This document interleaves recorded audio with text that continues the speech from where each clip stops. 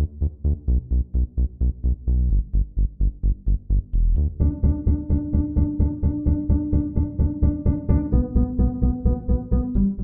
I'm 38 years old, and actually for a long time now, after I left university for about 10 or 15 years, I had an office job, and I worked in IT, I worked for local government for a while. Fitness, and especially weight training, had always been a hobby of mine. I've been doing it since my early 20s and really enjoyed it, and I've been wanting to change careers for a while, and friends kept saying to me, "Oh, you're so passionate about this, why don't you do it for a living?" So eventually I made the leap, and I had to start right from the beginning. So I started my fitness career right at the bottom. I was the most lowliest, kind of gym instructor, being paid minimum wage, cleaning the machines in the gym, opening it up at 6:30, and I did all that for a while. Slowly worked my way into being a personal trainer, and ended up working for a very prestigious personal training company, and I was there for a couple of years. I learned a lot. I worked with some amazing colleagues, and it was that experience that allowed me to then strike out on my own and start my own company, Strength Ambassadors.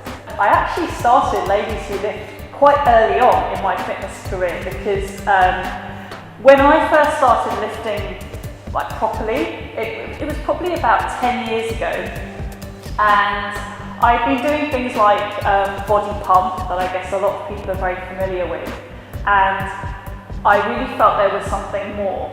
I wanted to lift bigger weights, I wanted to feel stronger, and I didn't think that classes like body pump were really making me very strong. I started meeting a few other women online in internet forums who were also training, but we were scattered around. I was in touch with women from all around the world who were training, but all of us were just on our own. And I was very keen to, because I love strength training so much, I was very keen to get other women involved. So I decided to start a weight training course. And the big issues were, first of all, just being the only woman in your environment, and finding it quite intimidating and feeling very exposed.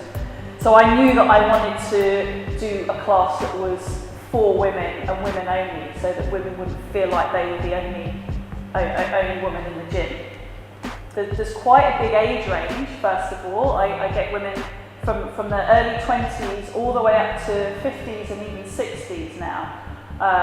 My typical age range is between 25 and 45, but definitely either side of that, there's plenty of women wanting to get strong. I personally am really excited at the fact that there's so many older women who want to get into strength training now, because I think it's really important.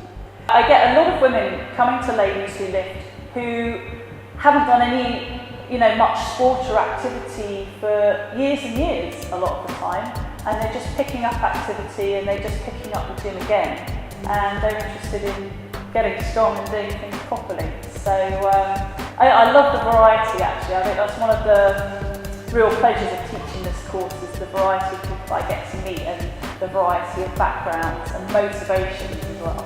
The changes that I see from people's strength training are around 50% physical and 50% mental.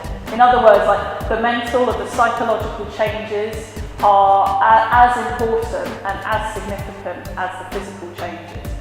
If you were to look at my client testimonials from Ladies Who Lift, you will hear one word over and over and over again, and that word is confidence. It can apply to other areas of life as well, whether that's walking into a strange venue, or being amongst a group of people that you're not used to.